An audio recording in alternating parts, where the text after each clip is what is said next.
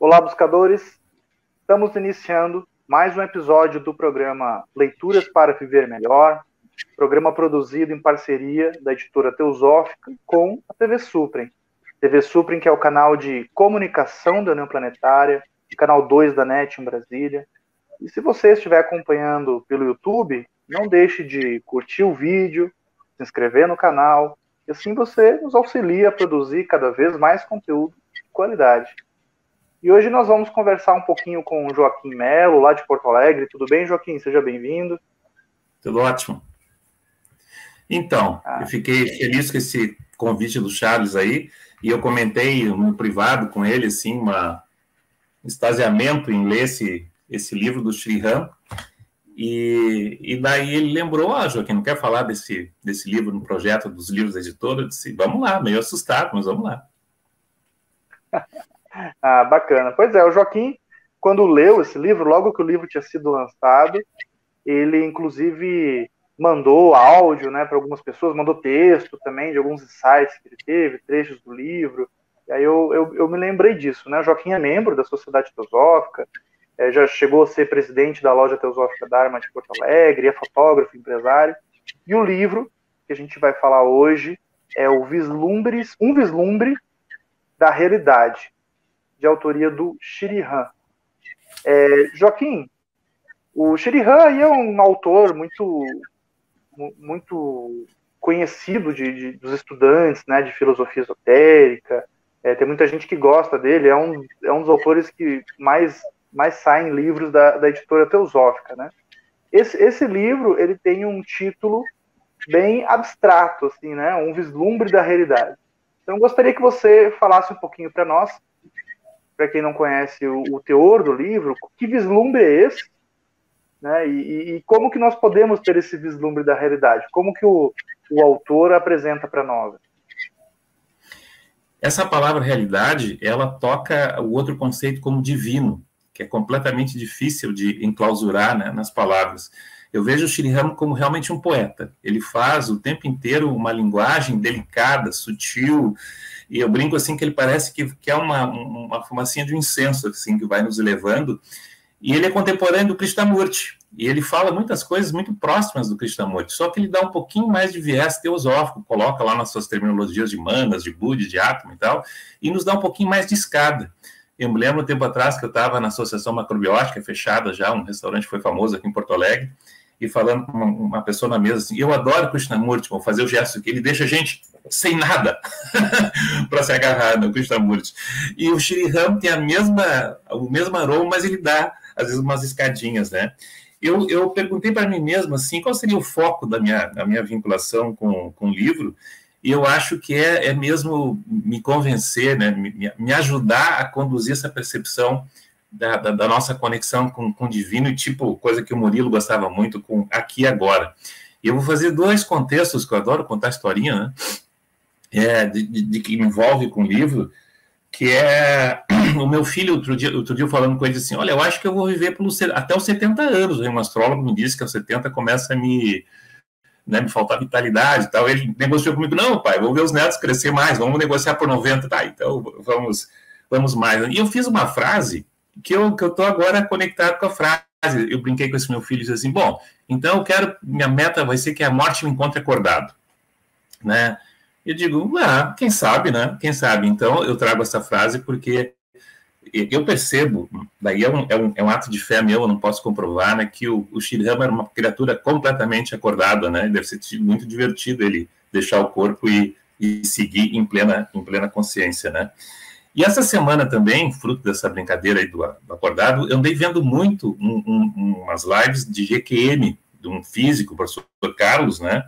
E é curioso ali que desde donas de casa, até pessoas com PhD e tal, têm percepções depois da morte muito parecidas. Mas eles chegam num lugar que o Sriram ainda vai mais um pouco além, né? Então está sendo um exercício bem bacana. E uma última contextualização que é bom para que o livro quebra um pouquinho, nos arranca desse hábito.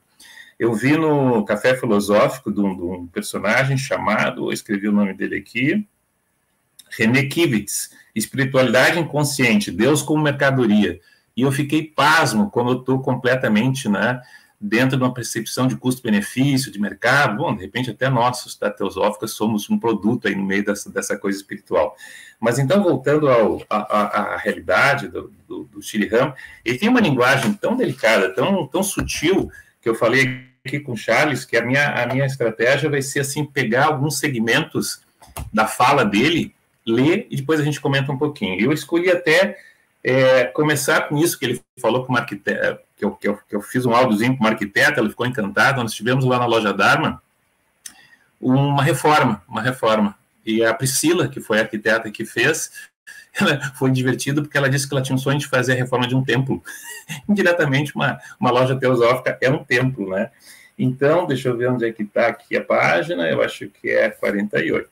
Eu vou me seguindo pelo livro aqui. Eu disse para o Charles que é impossível, assim, não usar as palavras que o próprio Shriram usa. Então, ele diz assim, em vez de poesia, pode chamá-lo de música. Claro que é um segmento no meio de outras coisas, né? Mas peguem no tranco aí. Em vez de poesia, pode chamá-lo de música. E dessa música, perceber uma arquitetura perfeita. É um padrão que subjaz a tudo que está ocorrendo. A arquitetura foi chamada de música congelada. Essa parte que ela curtiu e eu também, que eu lembrei dela, que fez o link, né? Mas agora ele desenvolve um pouco. A arquitetura é objetiva. A música é uma criação cujos valores são puramente subjetivos. Em perfeita beleza, sujeito e objeto estão unificados.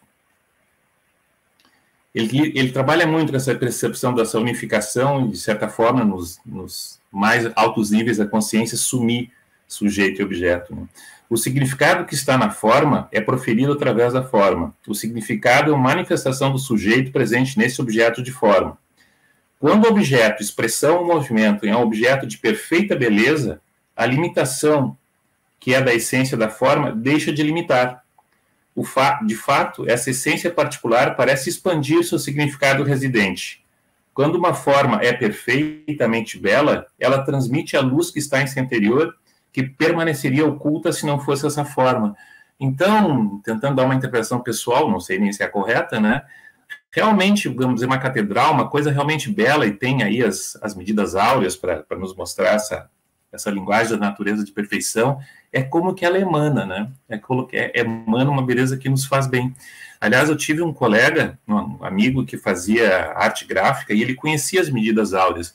E diz ele que se a gente pega um panfleto de publicidade mesmo, bota numa mesa, um feito nas medidas áureas, outros não, as pessoas normalmente vão pegar esse das medidas áureas, porque alguma coisa no nosso inconsciente, no nosso ser, percebe a harmonia, a simetria e a beleza, né?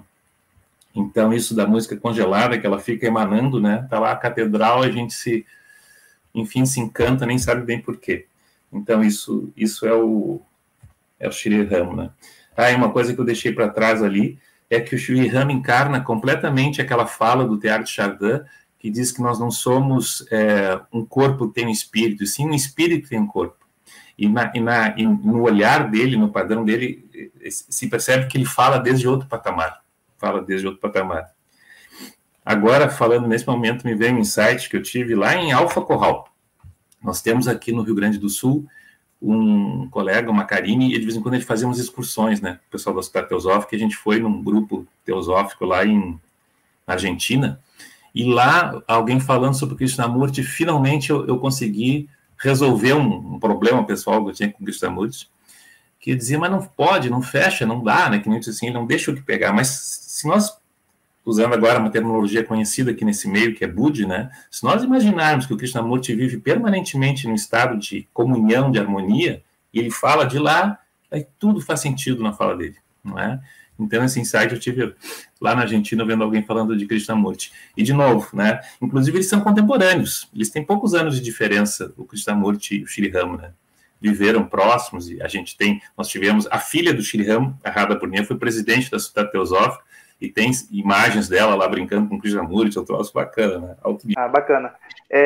Contextualizando, o Joaquim, ele citou o Murilo, para quem não conhece, então, Murilo Nunes de Azevedo, foi presidente da Sociedade Teosófica no Brasil, foi também uma figura muito importante na segunda geração de budistas no Brasil, né? Então, quando se estuda a consolidação do budismo no Brasil, ele é uma figura citada academicamente, muito importante, e tem livros dele publicados pela editora Teosófica recentemente, A Sabedoria do Extremo Oriente, um livro que foi publicado agora há pouco. O Joaquim também citou o EQM, então, experiências de quase morte. Então, são aqueles depoimentos de pessoas que ficaram tecnicamente mortas por alguns segundos ou minutos, né? E acabaram voltando ali com o atendimento médico, elas acabaram não morrendo efetivamente, mas ficaram um período tecnicamente mortas. E muitas dessas pessoas trazem recordações dessa experiência e conseguem descrever depois, né? A questão do Krishnamurti com o Shriram, que o Joaquim está falando bastante, ambos os autores, e assim como a Radha Burnet, que também foi citada, são autores considerados da terceira geração da sociedade teosófica. Então, eles têm uma abordagem semelhante, né?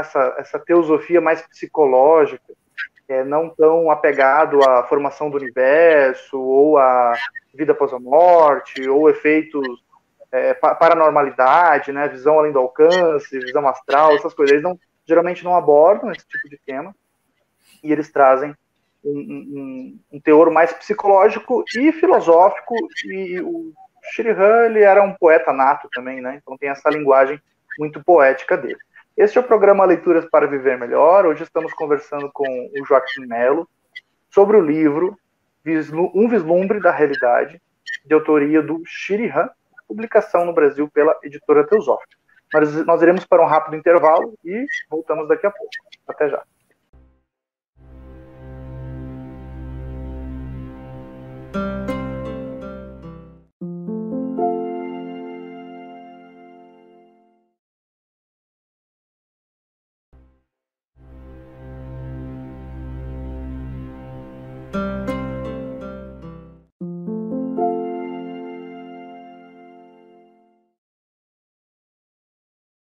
Estamos de volta com o programa Leituras para Viver Melhor, hoje conversando com o Joaquim Melo sobre o livro Um Vislumbre da Realidade, de autoria do Shriram, publicado no Brasil pela Editora Teosófica.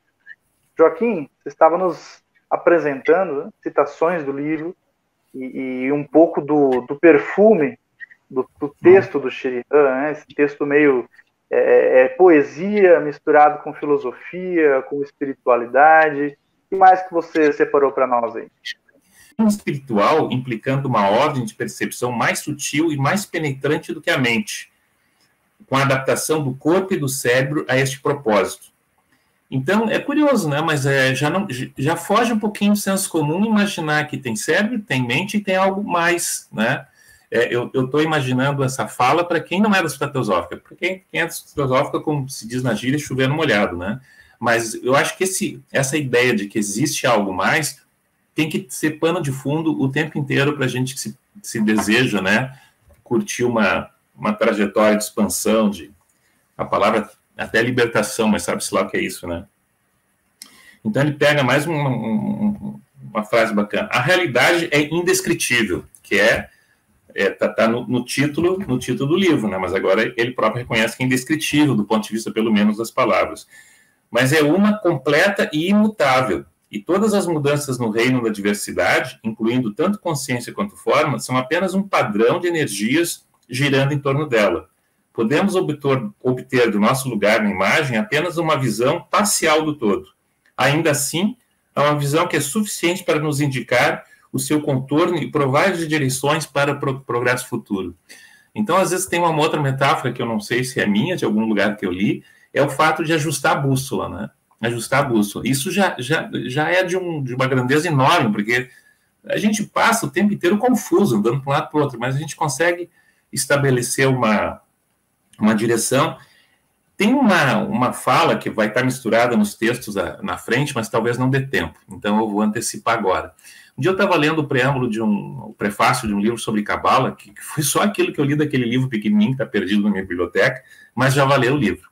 E lá no Centro Budista aqui de Viamão, que é perto de Porto Alegre, uma vez eu vi o Lama falando sobre Wittgenstein, que é um filósofo que se dedicou muito para a linguagem. E ele brigou com a linguagem e disse, né, estou dando uma de orelhada aqui, eu não fiz o estudo por mim mesmo, mas que no final da vida dele ele abriu mão e achou que a resposta era o silêncio. né, que era o silêncio. A linguagem não é suficiente para tocar coisa, né, para explicar o cosmos, para explicar a vida, para explicar toda essa grandeza do viver. Na verdade, a mente é uma intérprete e não a conhecedora.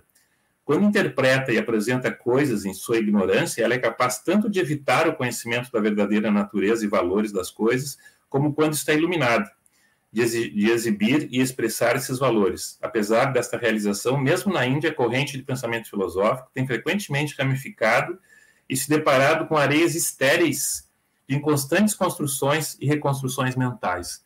Quer dizer, mesmo que a gente faça toda essa ovação, né, à Índia, ele próprio reconhece que mesmo lá, essa coisa intrincada todas as vezes fica empacotado na mente. E eu passei, já em páginas anteriores aqui, que ele também associa a luz, né? Ele associa tudo isso à luz. E parece que, pelo menos um pouco, a ciência, a física, está chegando nessa perspectiva da luz como uma linguagem muito, muito plena, muito total. E, de novo, ele acena, né, com essa perspectiva de nós termos essa comunhão com a luz. Com certeza, né? Esses dias eu estava estudando um podcast da Norma Melhoranza, que é uma psicoterapeuta, né? Ela estava falando sobre a questão da que a própria amamentação da criança, se não me engano é Jung que fala isso, a mãe, ela está alimentando a criança não só com nutrientes, mas também com memória, como se fosse um download, um upload da nossa memória ancestral, né? Essa criança ela está absorvendo, não só através da amamentação, mas através, claro, do convívio, da observação dos adultos, ela tá absorvendo símbolos e o nosso subconsciente é como se fosse um supercomputador, né? Um super radar, né? Ele capta muito mais do que a nossa mente de vigília consegue perceber. Então ele está...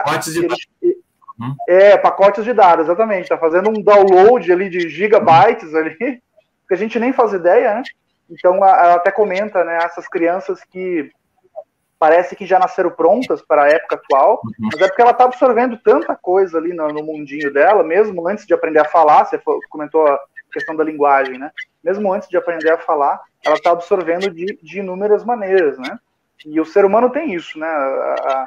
Absorver muito mais do que a linguagem verbal ou escrita, né? A própria expressão facial, os gestos comunicam muito, né? Dizem que... E tem esse autor que recentemente até falou, né, numa live do Sr. Teosófico, que é o Rupert Sheldrake, né? Fiquei encantadíssimo de estar na mesma live com ele ao vivo. Eu fiz até uma pergunta que ele respondeu, maravilhoso. Então ele fala disso do campo, né? E o que cada um de uma espécie aprende, todos aprendem um pouco. Inclusive, essa é uma resposta que eu não pude dar elaborada para o meu pai. Quando eu comecei a me interessar por isso, o meu pai dizia: o que é esses yogis numa montanha meditando? Vão trabalhar, esses vagabundos, né? Eu digo: bah, o que eu digo para ele, né? Mas e depois o Murilo Nunes Azevedo, ele fala assim que tem uma higiene astral e mental que nós não temos nem o conceito, nem a ideia do lixo que é o resultado das nossas baixas emoções, e que um yogi, que um meditador profundo, ele está fazendo uma higienização enorme em camadas imensas da atmosfera, né? Isso é fantástico. De novo, é uma linguagem que a gente ainda não tocou. E aqui eu vou gastar 1 minuto ou 2 da nossa fala para uma teoria que eu próprio desenvolvi sobre campo, que é a questão do efeito placebo. Eu vi um depoimento de um engenheiro da Bayer, que era aquele de topo de linha, né? Quando ele descobriu que o placebo acertava 40% do princípio ativo, ele ficou louco. Mas como eu me arrebento estudando e ali uma bolinha de açúcar resolve o problema pela crença, enfim. Mas o que eu me dei conta é que mesmo o cientista, quando ele estabelece esse é o princípio ativo e esse é o placebo, ele sabe tudo o que está acontecendo, e a minha teoria agora, voltando para a amamentação em pacote de dados, ele também, de certa forma, carrega o placebo com os dados do princípio ativo. Então, como aquilo está dentro da experiência, é uma loucura minha isso aqui, né? O placebo fica carregado com os dados do princípio ativo. Então, faz bem, porque o cientista tem aquela percepção de que pode ser, né? Mas é uma viagem bem fora da curva aqui, voltamos para o nosso texto. Mas eu consegui achar aquilo da luz, e é um pedacinho que diz assim, ó: A unidade jaz remotamente no interior, mas a unidade torna uma realidade quando nós nos afastamos da identificação com as coisas externas, de nossos apegos e sensações e memórias geradas pelo contato com elas. A realidade não reside em qualquer objeto do conhecimento, mas de uma natureza de conhecimento que se assemelha à luz, né? Então, de novo, é um outro pacote de dados de uma natureza tão superior, tão plena, tão completa, que é coisa para, usando agora de novo nossa linguagem teosófica aqui, para outras raças aí para frente, outras civilizações, outros estados de consciência que o nosso modelo, nosso hardware aqui não comporta, né? Não comporta esse software aí. A plenitude da realidade resiste nesse sujeito puro ou no eu uno. Aliás, esse conceito da unidade, para mim, é um enorme desafio, basicamente é o foco da sociedade teosófica, né?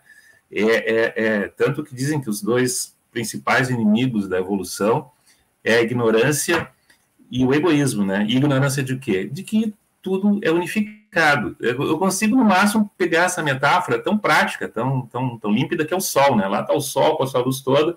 Isso, continua.